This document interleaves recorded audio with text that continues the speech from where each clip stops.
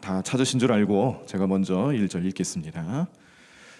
우리가 사로잡힌 지 25째 해 성이 함락된 후 14째 해 첫째 달 10째의 날에 곧 그 날에 여호와의 권능이 내게 임하여 나를 데리고 이스라엘 땅으로 가시되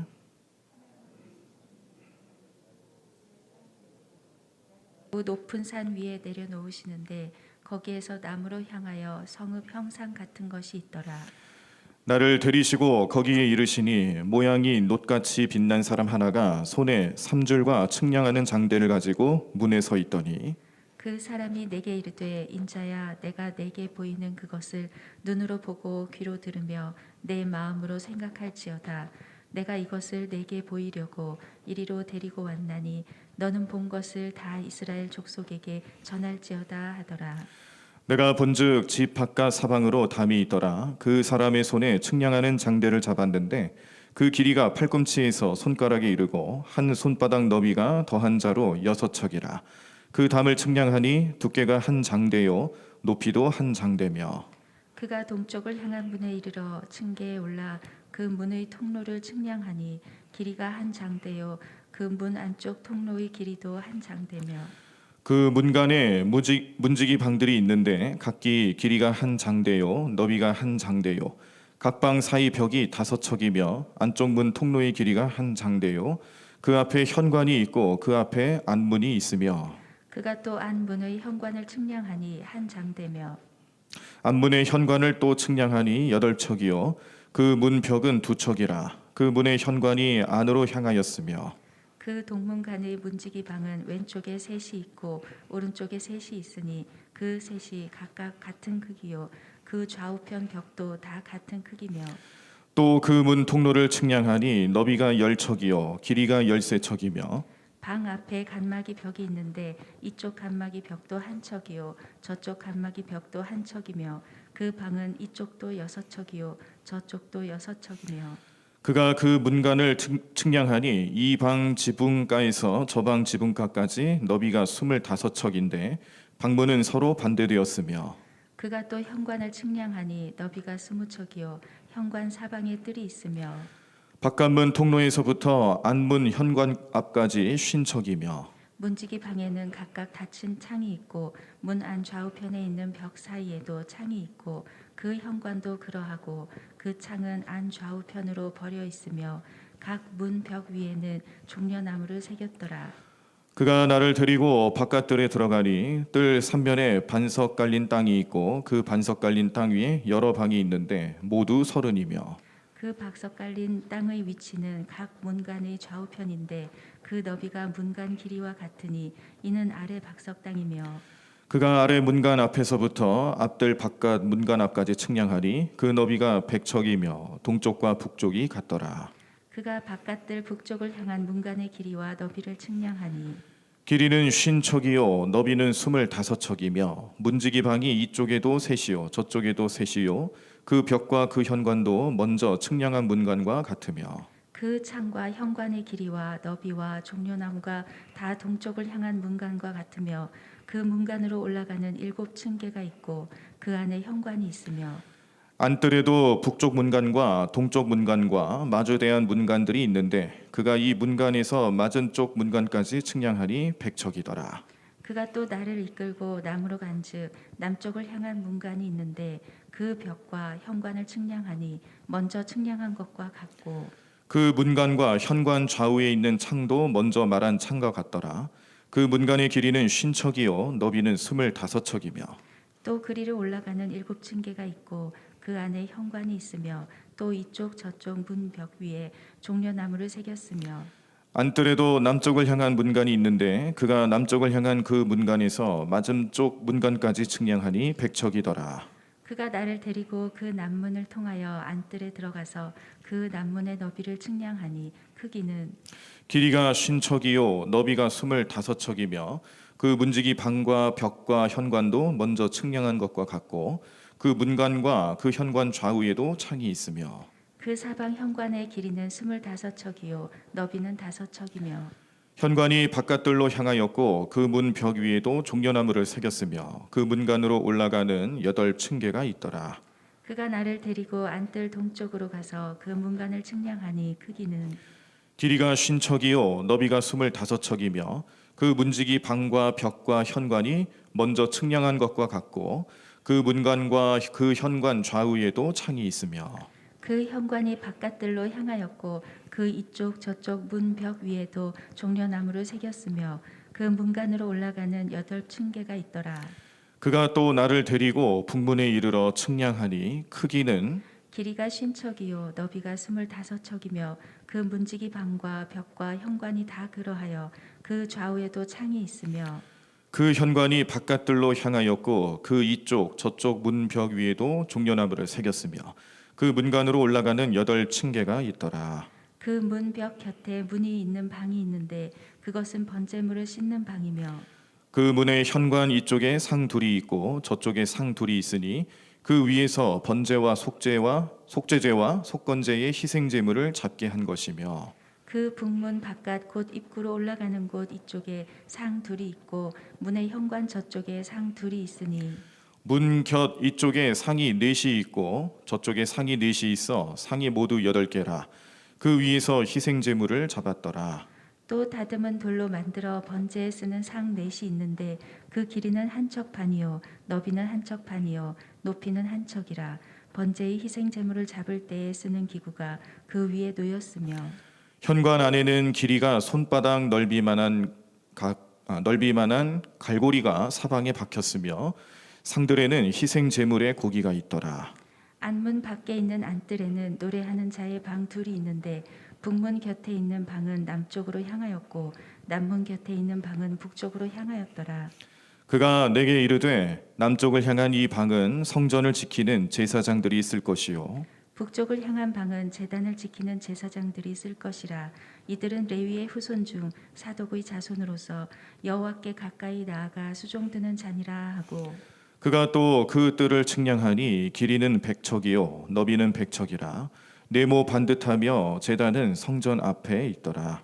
그가 나를 데리고 성전 문 현관에 이르러 그 문의 좌우 벽을 측량하니 너비는 이쪽도 5척이요 저쪽도 5척이며 두께는 문 이쪽도 3척이요 문 저쪽도 3척이며 그 현관의 너비는 20척이요 길이는 11척이며 문간으로 올라가는 층계가 있고 문벽 곁에는 기둥이 있는데 하나는 이쪽에 있고 다른 하나는 저쪽에 있더라. 아멘. 아멘.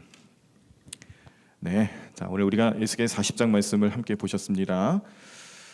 에스겔 말씀의 구조상으로 40장부터 에스겔의 마지막인 48장까지 이 이스라엘의 새로운 질서가 어떻게 수립이 될 건지에 대해서 그렇게 소개하고 있습니다. 오늘 40장을 보셨으니까요. 우리 이전 장인 39장까지는 이스라엘의 회복에 대한 내용들을 기록하고 있고 40장부터는 회복된 성전의 모습을 묘사하면서 이스라엘의 질서를 논한다는 얘기입니다. 이스라엘의 회복이 성전 회복과 같은 의미다. 이런 연관성을 보여주는 의도가 있는 거죠. 그래서 하나님 중심의 삶이 이스라엘 백성들이 회복해야 될 진정한 그런 영성이며 생활이며 그들의 민족성이 된다라는 것을 보여주고 있습니다. 왜죠? 지금 바벨론 포로기를 겪고 있는 상황에서 에스겔을 통해서 주시는 환상은 이스라엘 백성들의 회복 그리고 또 성전에 대한 회복 이런 것들을 통해서 하나님은 여전히 이스라엘을 포기하지 않고 사랑하고 그들을 앞으로 미래로 이끌어 가시는 희망의 메시지를 담고 있는 하나님의 은혜다. 이런 것들을 이 에스겔 말씀을 통해서 계속 보여주고 있는 겁니다. 네, 그 가운데서 오늘 40장 말씀에서는 아주 자세하게 나타나 있는 성전 측량에 대한 내용들이 나와 있어요.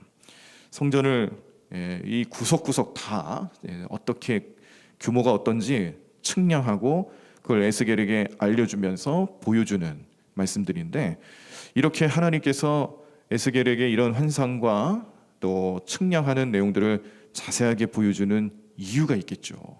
그냥 보여주는 게 아니겠죠. 그래서 우리는 오늘 이 성전 회복과 관련된 측량과 관련된 내용들을 보시면서 에스겔에게 주시는 하나님의 영적인 의미는 뭘까? 그것을 이제 세 가지로 좀 보도록 하겠습니다. 첫 번째는 이스라엘 백성들이 그동안 다 잃어버리고 있었던 거룩성을 회복해라라는 뜻이 있습니다. 성전을 회복하고 성전이 가지고 있는 거룩성을 회복하면서 백성들도, 하나님의 백성들도 그렇게 성전과 같이 거룩해져야 된다. 그리고 우리가 말씀을 보시면 요한복음 17장 19절에 보면 또 그들을 위하여 내가 나를 거룩하게 하오니 이는 그들도 진리로 거룩함을 얻게 하려 함이니라 라는 말씀이 있는데요. 이것은 이 거룩성에 대한 것들을 그냥 되는 게 아니고 이 진리를 통해서, 그 진리는 예수님이죠. 예수님이 이 땅에 오셔서 보여주시는 참된 진리의 목적을 회복할 때 그때 우리의 거룩함도 회복될 수 있다라는 것을 뜻합니다. 에베소서 1장 4절에 보면 곧 창세전에 그리스도 안에서 우리를 택하사 우리로 사랑 안에서 그 앞에 거룩하고 흠이 없게 하시려고. 그래서 또한 역시 예수님께서 이 땅에 오셔서 우리에게 보여주신 은혜 중에 하나는 우리가 그동안 잃어버리고 있었던 거룩성을 예수님을 통해 회복하게 하신다는 뜻이 있죠. 이 회복, 이 거룩의 회복이라는 것이 성전과 무슨 관계가 있을까? 신약으로 넘어오고 성령 시대를 살아가는 우리들에게 있어서는 예수님이 성전이죠. 예수님이 성전으로서의 의미, 죄사함, 용서, 회복 이런 것들을 성전을 통해서 나타내 주시는 하나님의 고유 그 은혜와 거룩성이 예수님을 통해서 우리에게 전해지고 회복되었다는 것을 뜻하는데, 이 에스겔의 성전을 통해서 이스라엘 백성들이 거룩성을 회복해야 된다는 의미를 우리들의 삶에 있어서는 예수님의 은혜를 통해서 구체적으로 보여주게 된 겁니다. 자, 그리고 이스라엘 백성들이 회복해야 될 것들의 두 번째는 제사 회복이에요. 예배와 관련된 회복이죠. 제사, 예배를, 바른 예배를 드려서 하나님과의 관계를 온전하게 하시려는 목적을 오늘 이 회복을 통해서 나타내 보이고 있습니다. 그래서 우리는 참된 모습으로 영과 진리로 드리는 예배, 또 이 예배 앞에서는 우리가 감히 어찌 하나님을 예배할 수가 있겠습니까? 우리가 뭐라고 이 죄 많은 인생, 연약한 인생들이 어떻게 예배할 수 있겠습니까? 그런데 예수님은 그걸 가능하게 했다는 걸 또 깨닫게 하는 거죠. 요한복음 4장 23절에 보시면 아버지께 참되게 예배하는 자들은 영과 진리로 예배할 때가 오나니 곧 이때라. 아버지께서는 자기에게 이렇게 예배하는 자들을 찾으시느니라 라고 말씀을 주셨습니다.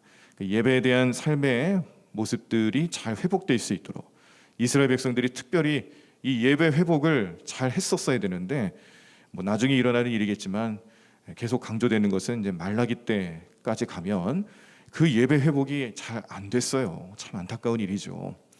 예배 회복에 대한 의미나 또 예배를 드릴 때 이 번제를 바치는 과정, 제물을 준비하는 과정, 이런 모든 것들이 율법에 나타나 있고 그 과정들을 하나하나씩 겪으면서 그 과정을 경험하면서 예배하는 이스라엘 백성들이 깨달아야 될 것은 내가 얼마나 큰 죄인인가, 이 죄를 정말 이 죄를 미워하시는 하나님 앞에, 공의의 하나님 앞에 나는 정말 죽을 수밖에 없는 존재인데 이렇게 제물을 바침으로써 예배함으로써 그것은 곧 헌신이죠. 나를 헌신함으로써 하나님께 다시 한번 은혜를 받고 생명을 얻고 사랑으로 살아가는 그런 존재가 됐구나. 이거를 예배 때마다 회복하고 경험하고 감사할 줄 알아야 되는데 사람들의 심성이 그렇더라고요. 반복되면 반복될수록 그것이 그 가지고 있는 의미를 잊어버리기 쉬운 존재가 사람 아니겠습니까? 그래서 말라기 때까지 가면은 오히려 하나님께서는 차라리 그 예배를 받지 않겠다. 사람들의 마음을, 그런 완악한 마음들을 경고하시고 또 미워하셨던 모습도 우리가 찾아볼 수가 있겠는데, 그래서 예수님이 이 땅에 오셔서 이 예배 회복에 대한 내용들을 말씀해 주실 때도 예배를 이 영과 진리로 드리는 예배가 되어야 되지 않겠느냐. 그래서 예수님이 그 예배를 가능하게끔 만드시기 위해 십자가를 지셨구나. 예배하는 자들을 온전하게 만들어 주시기 위해서 예수님은 그렇게 피를 흘리셨구나. 우리는 그 은혜를 오늘 이 성전 예배 회복을 통해서 또 깨닫게 됩니다. 자, 마지막으로 하나님의 백성됨을 회복하라고 이 성전 측량을 보여주시는 거예요. 하나님의 백성은 곧 성전이다, 이런 의미가 들어가는 겁니다. 이스라엘 백성들의 종교성과 생활, 그들의 문화는 항상 성전 중심이죠. 예루살렘 성전을 중심으로 해서 나타나는 그들의 문화, 이게 지금 완전히 다 파괴돼 있잖아요. 바벨론 포로기를 겪으면서 일단은 먼저는 그들의 삶에 영원히 함께할 것 같았던 성전이 다 무너졌거든요. 그리고 또 모자라서 포로로 붙잡혀갔습니다. 사륙을 당하고 참 피비린내 나는 온갖 고통과 고난, 환난을 이미 경험하고 난 뒤에요. 그런데 회복을 하는 데 있어서 역시 그들에게 있어서는 이 성전을 통해서 가지고 있는 의미들, 그것 중에 특별히 이스라엘 백성들이 왜 이스라엘이냐, 이스라엘 백성들을 선택하시고 그들을 이끌어 가시는 하나님의 선택받은 백성이란 걸 회복해야 되는 거 아니겠어요? 성전은 그 믿음을 다시 회복하게 하는 그런 기능과 능력을 보여주는 겁니다. 자, 그래서 하나님의 백성들이 하나님의 백성됨을 온전히 회복할 수 있도록, 그걸 통해서 하나님과 우리가 영적인 관계를 지금도 맺고 있고 그것을 온전히 회복하게끔 하시기 위해서 성전을 회복시켜 주시는구나, 이것을 에스겔의 환상을 통해서 또 보여주고 있는 겁니다. 자, 말씀을 보면 로마서 8장 14절에 무릇 하나님의 영으로 인도함을 받는 사람은 곧 하나님의 아들이라, 이렇게 말씀하고 있습니다. 여기 하나님의 아들이라라고 표현되어 있는 것을 자녀로, 자손으로, 백성으로 또 말씀드릴 수가 있겠죠. 하나님의 영으로, 즉 성령으로 인도함을 받는 사람은 하나님의 백성이다, 하나님의 자녀다, 또 성도다, 이런 의미를 가지고 있습니다. 그러므로 하나님의 백성들은 이 성전을 통해서 나타나는 관계성, 특별히 그들을 혈통으로만 하나님 백성으로 삼는 게 아니라 이제는 영적인 의미로 예수님을 통해서 모든 이 땅에 존재하는 모든 백성들이 영적으로 아브라함의 자손이 되게 하시려는 목적도 있었던 거죠. 그게 이제 성전의 의미로 나타나는 겁니다. 그래서 요한계시록 21장 3절에 보시면은 아주 중요한 말씀이 나타나 있어요. 내가 들으니 보좌에서 큰 음성이 나서 이르되 보라, 하나님의 장막이 사람들과 함께 있음에 하나님이 그들과 함께 계시리니 그들은 하나님의 백성이 되고 하나님은 친히 그들과 함께 계셔서라는 말씀을 볼 때마다 우리는 하나님이 함께 하시는 백성, 그것을 하나님께서 기뻐하시고 그것을 목적으로 삼는구나. 이 마지막 때에 또 구원받는 사람들은 하나님과 함께하는 사람이구나. 하나님은 또 하나님과 함께하는 사람들을 위해서 장막을 예비하시는구나. 그 우리가 가야 할 저 천국, 영생 복락을 누리는 그 자리는 하나님과 함께하는 장막이구나. 하나님과 함께한다라는 관계성, 이런 것들을 굉장히 중요하게 생각하는 겁니다. 성전이 가지고 있는 것은 그런 의미로 회복이 돼야 된다는 거예요. 뭐였죠? 처음에는 거룩성을 회복해야 되고, 두 번째는 예배가 회복이 돼야 되고, 마지막으로는 백성으로서 관계성이 회복이 돼야 된다. 그래서 오늘 이 에스겔 40장 말씀을 연구하시는 신학자들이나 또 여러 목사님들이 이 에스겔 40장에 나와 있는 성전을, 그럼 이 성전이 어떤 성전이겠느냐, 이런 것들을 다양하게 연구를 하셨는데요. 정리를 해보니까 건물로서의 성전과 또 영적인 의미로서의 성전 두 가지를 다 포함하고 있습니다. 그래서 건물로서 성전의 의미를 생각해본다면은 솔로몬 때 지어진 성전을 회복하는 것을 예표하는 거다. 아니면 실질적으로는 이제 나중에 포로기를 다 마치고 난 뒤에 수르바벨이나 느헤미야를 통해서 몇몇 지도자들이 이제 백성들을 이끌고 성전을 재건하잖아요. 그 성전은 솔로몬 때 성전보다는 규모가 좀 작고 좀 초라하긴 합니다만 어쨌거나 성전을 회복을 하게 돼요. 다시 재건하죠. 그 성전을 말하는 것이다. 그리고 이제 우리가 이렇게 건물로서 성전을 의미하는 게 아니라 우리의 어떤 관념적인 면에서 우리의 생각, 그리고 우리의 기억, 이런 어떤 우리 정신적인, 이 이스라엘 백성들이 가지고 있는 종교성, 그 정신적인 면에 있어서 성전을 회복하는 것으로 보는 견해도 있어요. 무슨 얘기냐면 이제 포로를 마치고 돌아오게 될 것이다. 회복에 대한, 포로기를 마칠 것에 대한 그런 의미를 성전과 이렇게 연관지어서 말씀하는 것이다라고도 보는 의미가 있고, 또 하나는 이제 마지막 때의 천년 왕국에 대한 내용들이 나오지 않습니까? 요한계시록 말씀에 보시면 이제 마지막 종말의 때에 이 천년 왕국, 이런 것들이 나오면서 이제 세상 권세 다 무너지고 또 그 안에서 환난과 핍박 당하는 현장에서도 천년 왕국을 바라보는 주의 백성들, 그런 의미로서 천년 왕국 때 세워질 성전이 아니겠느냐. 굉장히 좀 시간적으로는 굉장히 멀리까지 내다보는 의미로 성전을 성전이다라고 보시는 견해들도 있습니다. 그런데 이제 마지막 다섯 번째로 제가 이제 정말로 우리가 생각해야 될 부분은 이게 아닐까. 다섯 번째로 마지막으로 보실 성전에 대한 이 의미, 에스겔 40장에서 보여주는 이 성전의 의미는 뭐겠느냐? 그것은 앞으로 이제 신약 시대 때 나타나게 될 교회로 보는 입장이에요.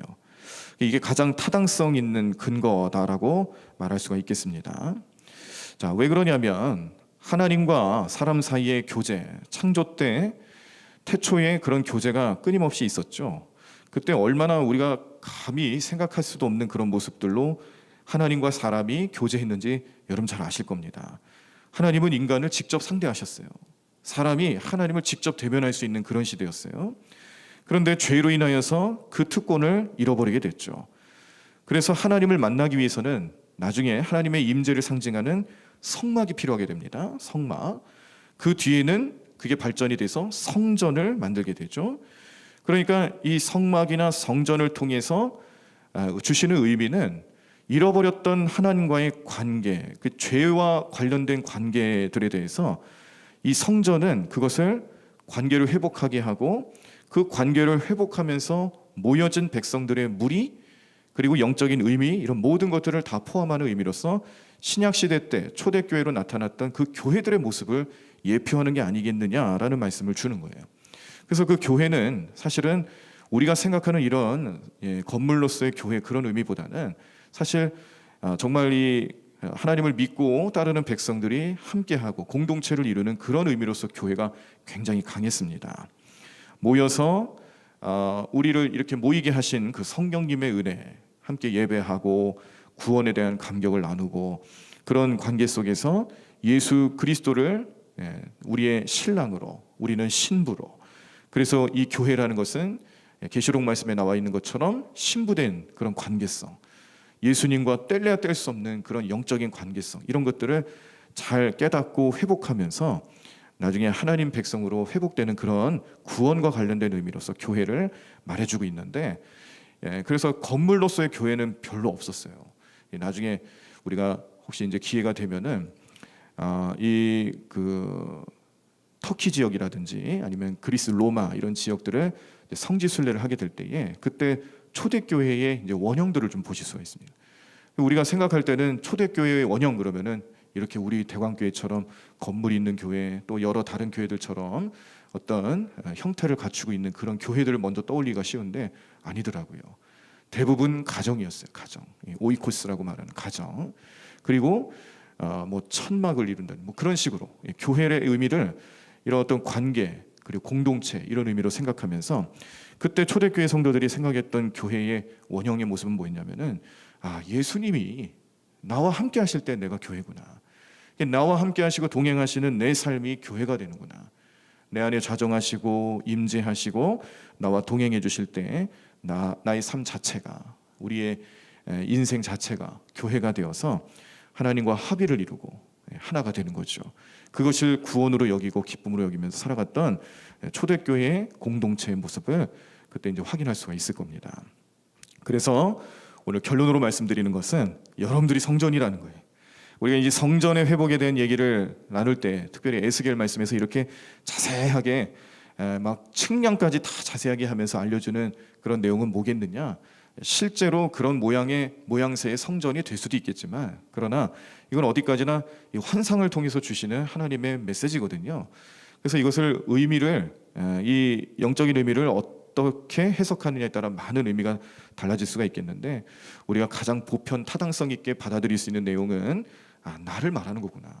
내 삶에 내 인생에 성전이 되기 위해서 하나님 나와 함께 하시려 하는구나.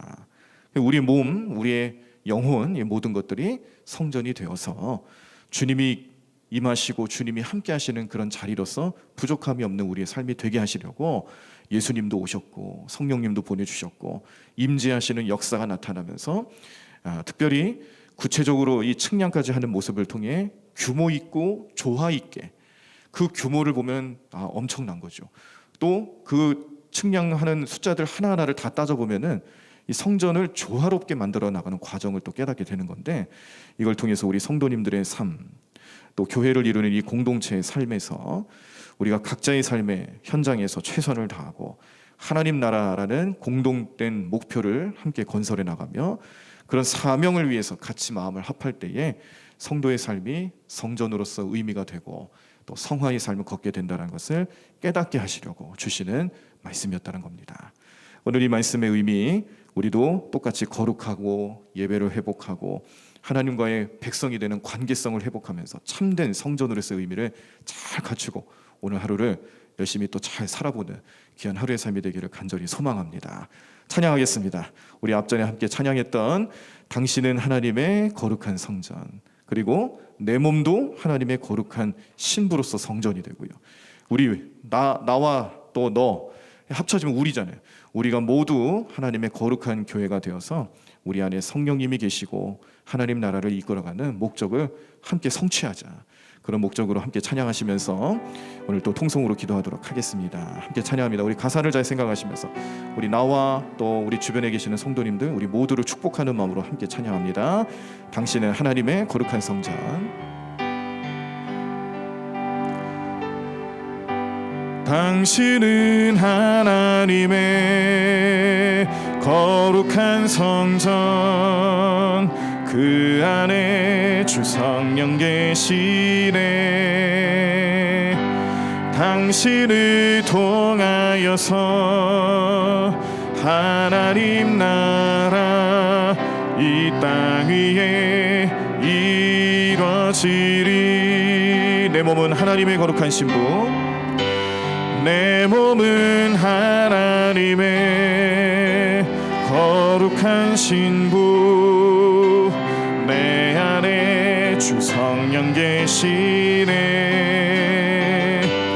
내 삶을 통하여서 하나님 나라 이 땅 위에 이루어지리. 우리는 하나님의 거룩한 교회, 우리는 하나님의 거룩한 교회, 우리 안에 주 성령 계시네. 우리를 통하여서 하나님 나라 이 땅 위에 이루어지리. 우리 다 자리에서 일어나시겠습니다. 오늘 말씀을 생각하시면서 나를 성전 삼으시려 하시는 하나님의 그 귀한 뜻에 우리가 순종하며 성령님 모시고 오늘 하루를 잘 살아가겠습니다. 예수님 십자가 붙들고 살아가겠습니다. 하나님과의 관계를 회복하겠습니다. 우리 의미 있는 말씀들을 하나하나씩 우리 마음속에 새겨 넣으시면서 우리 성령님 의지하며 우리 주여 한번 크게 외치시고 통성으로 함께 기도하겠습니다. 주여! 하나님 감사합니다. 주님 은혜로 살아가는 오늘의 삶 가운데 주님 오늘 우리와 동행하여 주시고 우리에게 성령을 충만케 하시는 놀라운 역사가 나타날 때마다 우리는 내 삶을, 내 몸을, 나의 모든 것을 통하여서 성전 삼으시려 하시는 그 예수님의 희생과 사랑, 또 하나님과의 관계를 회복하고 성령 충만한 삶을 통하여서 성전된 삶으로서의 온전한 의미를 우리 마음속에 갖추고 그 능력으로 살아가게끔 인도하시는 주님을 찬양합니다. 하나님 오늘 우리 모든 성도들과 함께 해주셔서 우리를 성전으로 삼으시려는 그 주님 은혜 앞에 날마다 순종하고 그 의미를 깨닫고 기억하고 그 의미 안가운데 주님 주시는 능력으로 살아가는 우리 삶이 될 수 있도록 역사하여 주시옵소서. 하나님 우리 성령님께서 우리 모든 삶을 주장해 주실 줄로 믿습니다. 오늘 이 새벽 제단에 나와 함께 기도하고 찬양하는 우리 모든 성도들, 가정에서 온라인 예배로 제단 쌓는 우리 모든 성도들의 삶을 주님 오늘도 축복하여 주시옵소서. 하나님 능력의 손길로 인도하여 주시옵소서. 믿음으로 행하며 나가는 게 섬길 수 있도록 역사하여 주시옵시고 오늘도 믿음 안에 온전히 승리하며 살아가는 게 섬길 수 있도록 인도하여 주실 줄로 믿사오니 하나님 날마다 승리의 길을 걸어가며 하나님 날마다 은혜로 우리 모든 삶을 이끌어가시는 주님을 찬양케 하여 주시옵소서. 주님 우리들이 어느 곳에 있든지 성령님이 우리와 함께 하시고 성령이 우리 삶을 붙잡아 주시옵시고 성령 충만한 삶을 통하여서 우리를 성전 삼으시는 하나님의 뜻 가운데 영광 돌리며 그 의미로 살아가는 우리 삶이 될 줄로 믿습니다. 우리도 우리를 거룩하게 만들려 하시는, 우리의 거룩성을 회복시키려 하시는 하나님의 은혜에 늘 감사 찬송 영광 올립니다. 하나님 또한 우리의 예배 회복을 위해서 우리를 훈련시키시며 우리의 마음을 이끌어 가시는 주님 앞에 찬양과 영광을 올려드립니다. 하나님, 우리는 하나님과 관계를 통하여 하나님의 백성됨을 온전히 알고 주님께 예배할 수 있는 특권과 그 의미, 그 모든 은혜들을 누리며 살아가는 주의 성도들이 오니 하나님, 우리를 성도로 부르시고 우리를 교회로 이루게 하시는 하나님의 놀라운 능력과 은혜를 따라 살아가는 게 삶될 수 있도록 역사하여 주시옵소서. 하나님, 인도하여 주시옵소서. 주님 믿음으로 나가는 게 삶될 수 있도록 인도하여 믿습니다. 하나님, 이끌어 주실 줄로 믿습니다. 하나님 오늘도 놀라운 능력과 은혜로 우리를 붙잡아 주시옵소서. 하나님, 오늘도 하루의 삶을 누리며 살아가는 우리 모든 성도들의 삶 가운데 성령 충만함으로 하나님, 우리를 성전으로 삼으시려 하시는 하나님의 놀라운 능력과 은혜가 우리 마음속에 넘쳐나게 도와주시옵소서. 그 어떤 것들도 이런 하나님의 뜻과 사랑으로부터 우리를 분리시킬 수 없습니다. 우리를 망하게 할 수 없습니다. 하나님, 우리를 성전 삼으신 주님의 은혜 앞에 날마다 우리는 찬양하며 나아갑니다. 주님, 우리를 이끌어 주시옵시고 능력의 손길로 붙잡아 주시옵소서. 하나님, 믿음 안에 온전히 승리하며 살아가는 귀한 삶 될 수 있도록 주님 역사하여 주시옵소서. 주님 인도하여 주시옵소서. 하나님, 믿음으로 행하며 나가는 게 삶 될 수 있도록 주님 모든 삶을 인도하여 주시옵시고 오늘도 은혜로 우리를 감싸 주시옵소서. 은혜로 살아가는 우리 삶이 될 수 있도록 인도하여 주시옵소서. 하나님, 오늘도 성전을 바라보며 하나님, 우리 하나님의 거룩하심과 하나님의 인도하심을 바라보며 늘 찬송과 영광을 올려드리는 우리 삶이 될 수 있도록 주님 축복해 주시옵소서. 하나님, 오늘도 내 삶을 통하여서 하나님, 우리를 성전으로 삼으시려 하시는 주님의 음성과 그 뜻을 다시 한번 깨닫습니다. 주님, 우리 모든 삶에 능력 주시는 주님만을 의지하며 나가는 귀한 삶 될 수 있도록 오늘 우리를 인도하여 주시옵소서. 하나님 붙잡아 주시옵소서. 주님, 은혜 베풀어 주시옵소서. 하나님, 능력의 손길로 인도하여 주시옵소서. 주님, 은혜로 나가는 귀한 삶 될 수 있도록 하나님, 오늘 우리를 붙잡아 주시옵소서. 오늘 우리는 십자가 바라보며 주님 은혜 감사하며 언제나 주님 능력으로 살아가는 주님의 성령